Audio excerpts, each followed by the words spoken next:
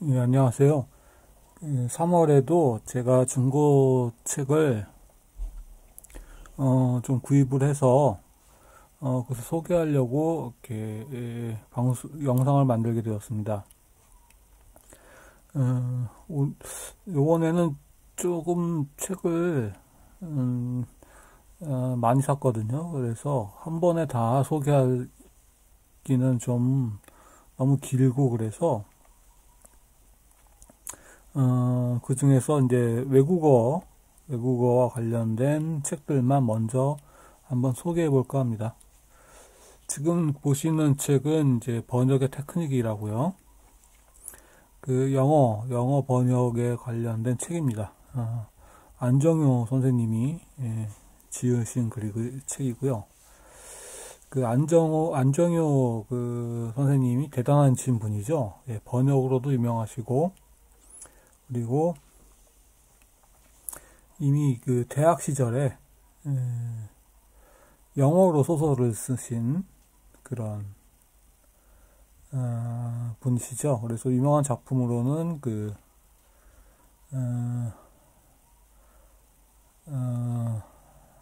하얀 전쟁, 그리고 음마는 오지 않는다, 이런 유명한 작품이 있습니다.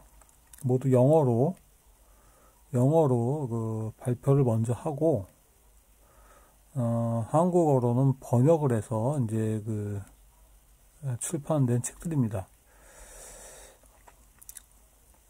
보통 한국 작가가 이제 한국어로 이제 그 소설을 쓴 다음에 그것을 영어로 그 번역하는 경우는 있어도 안정현 선생님처럼 먼저 영어로 소설을 쓰고 그 이후에 한국어로 번역을 한 경우는 아주 드문 경우죠.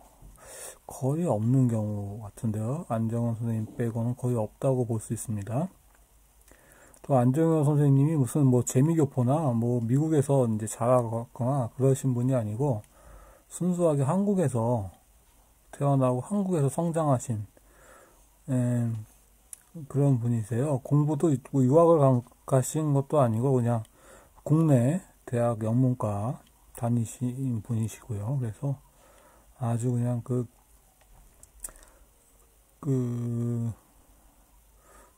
이쪽 문학계에서 대단하신 업적을 이루신 분입니다.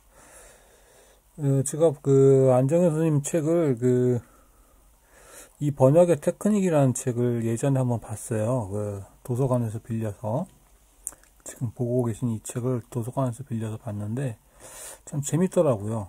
영어 공부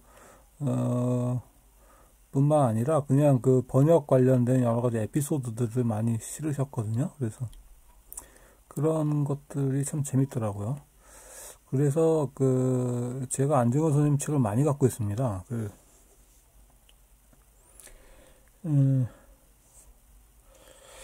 몇 권 좀 소개를 해본다면, 요 책이 있고요. 책은 이제 두 책이 비슷하죠. 같은 출판사에서 나온 같은 시리즈라서 그런데요.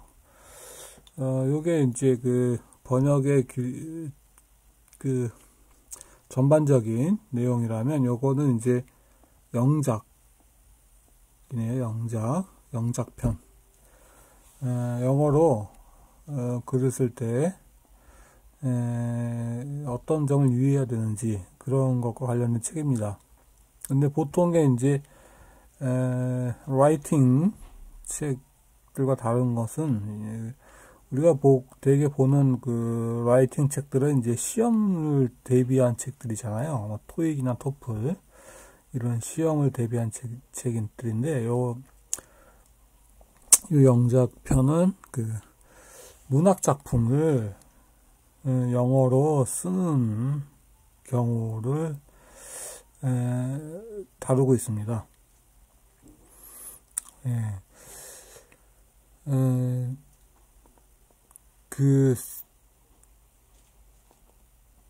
그 세세한 그 뉘앙스 차이 같은 거 있죠.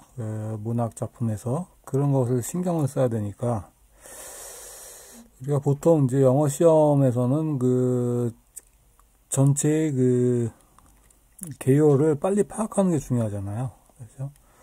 그런 전체적인 그 주제 같은 거를 파악하는 게 중요하고 세세한 어떤 표현 같은 거는 그렇게 신경을 덜 쓰게 되는데 이제 이 책은 안정현 선생님은 이제 아무래도 그 문학 작품을 영어로 쓰는 것을 목표로 하고 있기 때문에 아주 그 동사 하나, 명사 하나의 뉘앙스 차이까지도 지적하시는 그런 책입니다. 그리고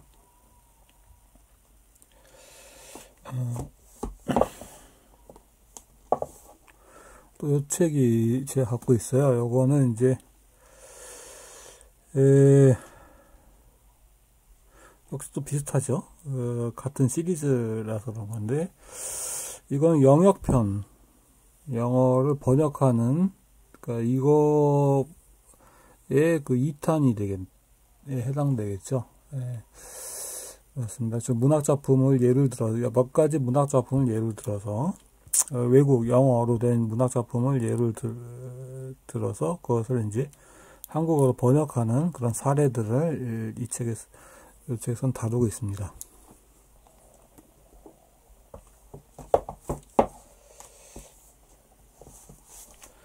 그 다음에 이 책도 갖고 있는데요. 이 책은 오역사전.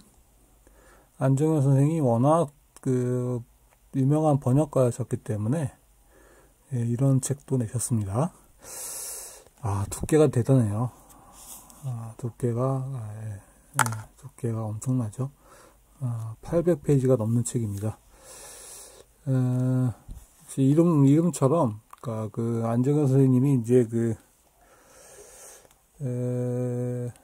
연구를 해오시면서, 접하게 된 여러 가지 오역 사례들을,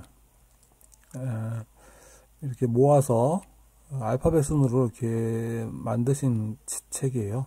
그래서 영화나 문학 작품에서 좀 잘못된 번역들 그런 것들을 지적하고 어떻게 그것을 개선해야 되는가, 제대로 된 번역을 하려면 어떻게 번역을 했어야 되는가, 이런 책입니다. 이건 너무 두꺼워서 아직 제가 다 읽지 못했습니다.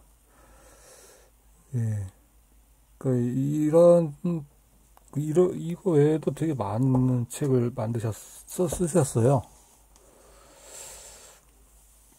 그래서 제가 안정현 선생님 책을 처음에 읽고, 되게 재밌어서, 그렇게 이제 중고 책으로 적당한 가격으로 나오면, 이렇게 좀 모으기 시작했는데, 벌써 4권이 된 겁니다. 이게 4권째입니다. 이 책의 내용을 잠깐 보면요,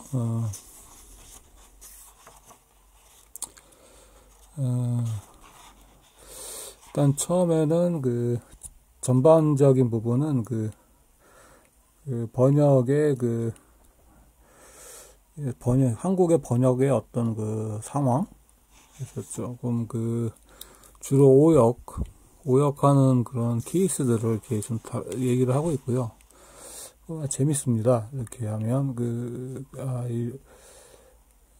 그냥 수필 읽듯이 읽을 수 있나 재밌고요. 그 다음에 후반부에서는 이제 작품들을 영어 작품들을 우선 킬리만자로의 눈이네요. 킬리만자로의 눈이라는 영화 같아요. 영화 제가 아직 안 봤기 때문에 제가 예전에 한번 봤긴 했는데 기억이 잘 안 나서 이번에 다시 봐야 되는데 영화 같아요. 이건 킬리만자로의 눈 영화고 그 다음에 단편 같아요. 단편 두 편을 영어 단편 2편을 이제 한국어로 번역한 실습 신뢰를 이제 뒤에서 드는 그런 내용을 갖고 있습니다. 그래서 주로 이제 시험 공부를 위해서 시험 점수가 필요하신 분한테는 별로 도움은 안 되고요. 그냥 외국어가 좋으신 분들, 또 영어는 영어 나름대로 어떤 느낌이 있거든요.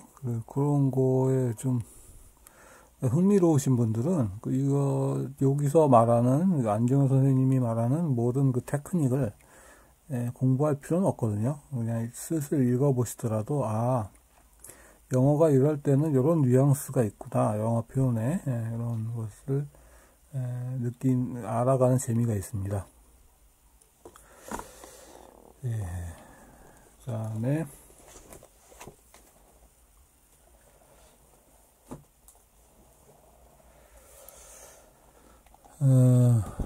요거였습니다. 요거는 해커스 출판사에서 나온 라이팅입니다. 토플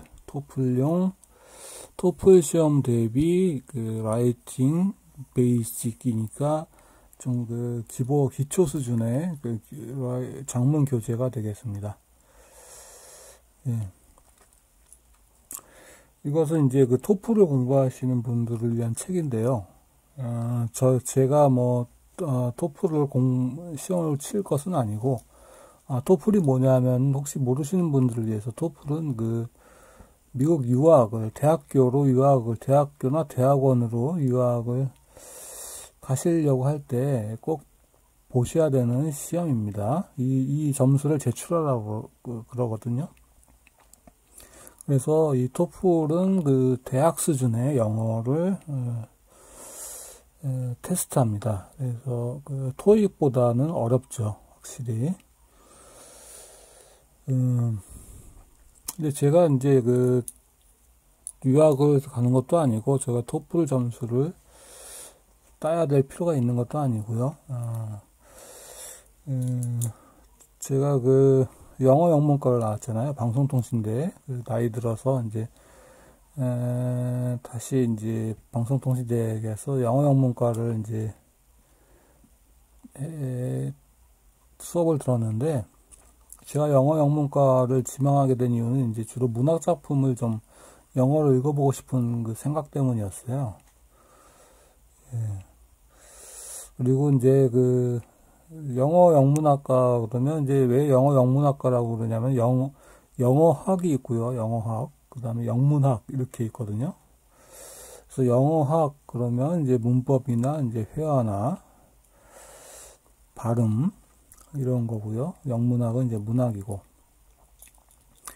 그래서 이제 영어 영문학 수업을 들었는데, 그래서 제 생각에는 이제 이런 시험용 교재는 이제 그때는 보고 싶은 생각이 없었어요. 그런데 이제 졸업하고 어느 날 문득 이런 책을 한 건 중고책으로 사서 봤는데, 역시 시험용 교재가 참 해설이 잘 돼 있더라고요. 그래서 실용회화, 실용장문, 이런 쪽에서는 역시 시중에 판매하는 교재가, 좋구나, 이런 느낌을 받았었습니다. 물론 방송도 영어 영문학과에서의 실용 영어 교재도 나쁘진 않았지만, 그래도 인기 있는 출판사에서 만들어낸 그런 영어 교재가 확실히 장점이 있다. 공부하는데 사전을 좀 덜 찾게 되고 해설도 충분하고, 게다가 중고책이니까 값도 싸고요. 그냥 가격도 싸고. 이게 이제 토플을 준비하셔야 되는 분들은 이제 최신의 이제 기출 문제를 풀으셔야 되니까 중고책을 사시면 안 되겠죠. 근데 저는 이제 그럴 필요는 없으니까 그냥 중고책 값싸게 나와서 한번 사게 됐습니다. 그리고 이 책은 또 CD까지 포함되어 있어서 중고에 CD가 없는 경우도 있거든요. 근데 이 책은 CD가 있습니다. 그래서 그것도 참 좋았습니다. 이렇게 CD가 첨부되어 있어서 이렇게 CD가 첨부되어 있으면 좋죠. 요즘 뭐 누가 CD 누가 쓰냐 그러는데, 이제 중고책은 이런 CD가 첨부되어 있는 게 좋습니다. 왜냐하면 요 해커스라는 출판사 홈페이지에 가면 이제 MP3 파일로 그 다운로드 받을 수 있는 경우들도 있거든요. 근데 이제 중고책은 아무래도 그 출판된 지가 몇 년 됐으니까 그런 것들은 이제 MP3 파일로 이제 더 이상 제공하지 않는 경우가 많아요. 그래서 이렇게 아예 책에 이렇게 CD가 있으면 좋습니다. 중고책인 경우에는. 그래서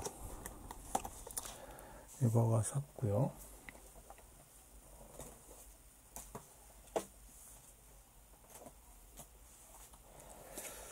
그 다음에 이 책은 역시 해커스에서 나온 토플. 아까 본 책과 방금 본 책과 그 똑같은 책입니다. 토플 라이팅. 똑같은 책이 아니라 이제 똑같은 주제를 갖고 있는 책인데, 이거는 이제 베이직이 아니니까 요거는 조금 이제 그 실전 문제인 것 같아요. 그래서 역시 그 실용 영어를 공부할 때는 역시 이런 파고다나 해커스나 뭐 유명한 책, 시사 영어사나 유명한 출판사들 있잖아요. 거기서 나온 책들이 참 좋다. 그래서 의도한 건 아닌데 이렇게 같은 해커스에서 나온 책을, 그것도 토플 라이팅에 관련된 두 책을 이번에는 우연찮게 구입하게 되었습니다. 그래서 이것도 역시 CD가 첨부되어 있는데요.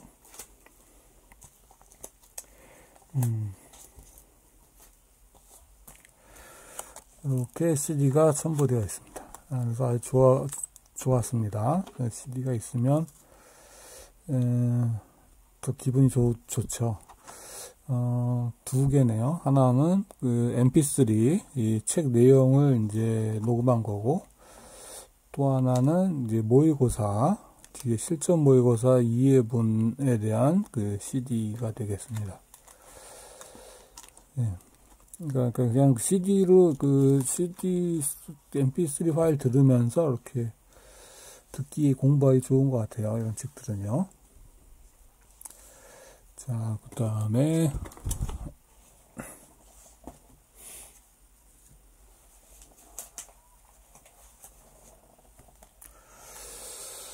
이 책입니다.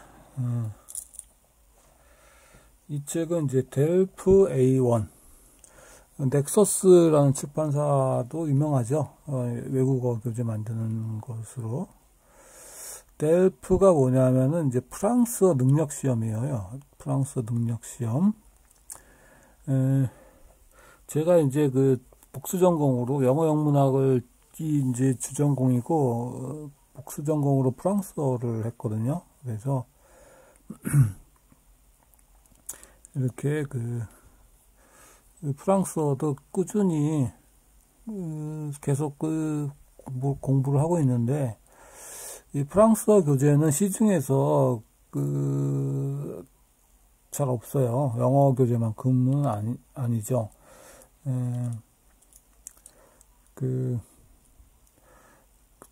사실 영어 공부하기도 힘든데 프랑스어 누가 몇 명이나 공부를 하겠어요, 한국에서. 되게 이제 프랑스로 유학 가시는 분들이 이제 많이 대부분을 차지한다고 생각합니다. 그래서 이게 바로 그거죠. 델프가 이제 프랑스 정부가 주관하는 프랑스어 능력 시험이거든요. 한국에서도 응시할 수 있고요. 이게 이제 그 단계가 있는데요. A1, 그 프랑스어로는 이제 아엉, 그렇게 되겠죠. 아엉. 그 A1이 제일 낮은 단계, 제일 쉬운 단계고요. 그 다음에 A2, 그 다음에 B1, 그 다음에 B2, 그 다음에 C1, 그 다음에 C2 이렇게 단계까지가 있습니다. 그래서 이 책은 이제 제일 쉬운 책이 되겠고요. 그 다음에 프랑스 유학 가시는 분들은 C1이 필요하다고 하네요. C1. 적어도 C1이요.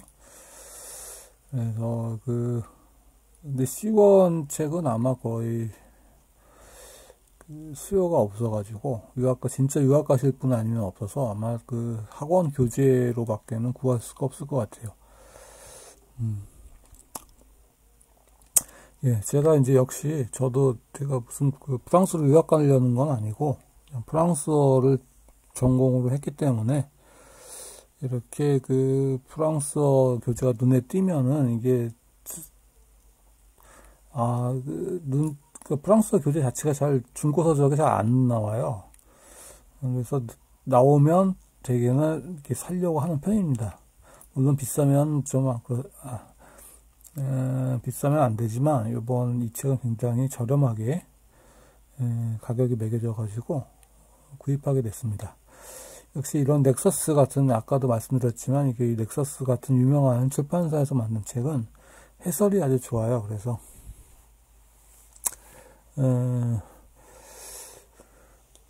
그래서 산 것도 있고요. 역시 이 책 역시도 이제 CD가 첨부가 되어 있어가지고, 이렇게, CD가 첨부되어 있어서 아주 기분이 좋았던 책입니다. 기분이 좋은 책입니다.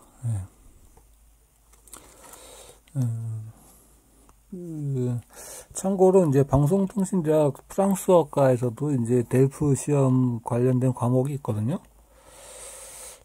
소개를 좀 하자면,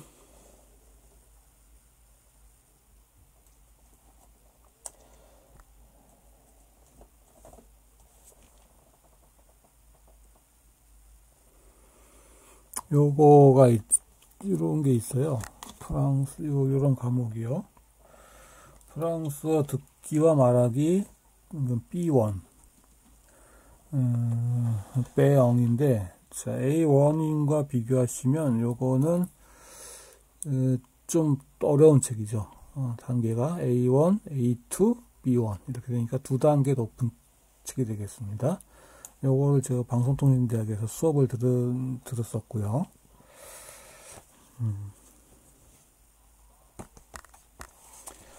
그 다음에 A2. 책을 찾기가 좀 어려운데, 그 다음에 방송통신대학에서 A2. 아드가 되겠죠. 아드. 프랑스어로는 그 과목도 수업을 들었었습니다. 그래서, 프랑스어, 책도, 중고서적으로 나오면, 구입을 하는 편이라서 가격만 맞으면요. 이 책은 가격도 맞고 CD도 첨부되고 그래서 구입하게 되었습니다. 그다음에 오늘 소개할 마지막 책은 좀 의외일 수가 있는데요.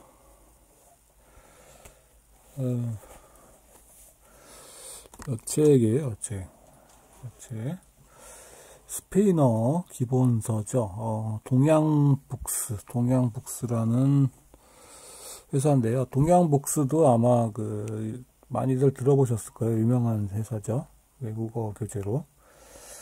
이 책도 저렴하게 판매를 하길래 구입했습니다. 제가 스페인어는 진짜 한 번도 공부해 본 적이 없거든요. 근데 이걸 왜 샀냐 하면,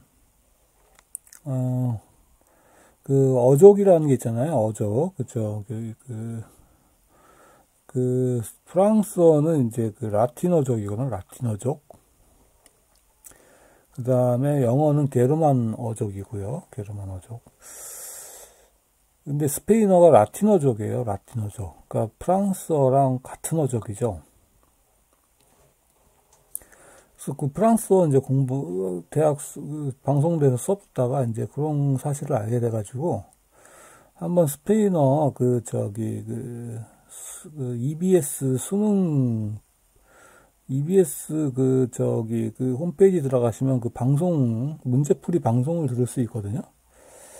그걸 한번 들어봤어요. 스페인어 들어봤는데, 단어만 모를 뿐이지, 문법은 다 알겠더라고요. 프랑스어랑 비슷해요.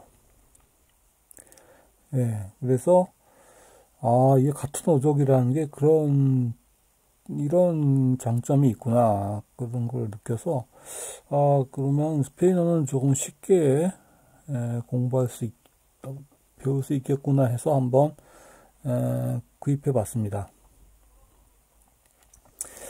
아마 일본어를 공부하신 분들이 일본어를 초급 일본어 배울 때 그런 걸 느끼실 거예요. 야, 한국어랑 비슷한데? 이런 거 느끼실 거예요. 게다가 이제 요즘 학생들은 이제 한문을 잘 못하는데, 나이 드신 분들은 한국 사람도 나이 드신 분들은 한문 잘 하시거든요. 그런 분들은 일본어가 더 쉬워요. 예. 거의 일본어 읽는 것은 리딩은 거의 일본어를 공부 안 해도 자신의 한문 실력으로도 읽을 수 있는 정도거든요. 한문을 많이 아시는 분들은. 그렇게 이제 한국어와 일본어는 유사성이 있다고요. 어족은 다르지만 문법에서 유사성이 있고 표현에서 유사성이 좀 있어요. 그래서 그런 걸 혹시 느끼신 분이라면 제가 스페인어와 프랑스어 사이의 어떤 유사성도 그거 비슷한 거라고 이렇게 생각하시면 되겠습니다. 이거 역시 이제 CD가 또 있어서 아주 좋았습니다. CD가 이건 3개나 돼요. 3개 CD가. 하나는 동영상 강의 파일이네요. 그 다음에 2개는 이제 챕터별로 내용 내용을 이제 녹음한 파일이고요. 제가 나이가 있어가지고 나이 들어가지고 뭐 여러 가지 새로운 것을 하기가 힘들잖아요. 그래서 스페인어도 주저주저 했었는데 이게 좀 쉽게 힘들이지 않고 한번 해볼 수 있을 것 같아서 이거는 해본 겁니다. 만약 이 책을 보다가 그래도 안 되겠다 싶으면 이제 더 이상은 안 하고요. 괜찮으면 이제 계속 한번 해보고 그럴 생각입니다. 자, 이렇게 해서 이제 요번에 3월에 구입한 책들 중에서 외국어 관련된 책들 소개를 마쳤습니다. 주로 이제 저는 이제 영어와 프랑스어와 관련된 책들을 주로 구입을 하거든요. 스페인어 이번에는 처음이었고요. 그래서 혹시 여러분들 중에서도 외국어에 되게 관심이 많으신 분들이 있을 거라 생각해요. 그리고 저보다 더 열심히 노력하시는 분들도 있을 거고요. 예. 서로, 쟤는 저렇게 공부하는구나. 이렇게 서로 정보가 교류되는 그런 기회가 됐으면 좋겠습니다.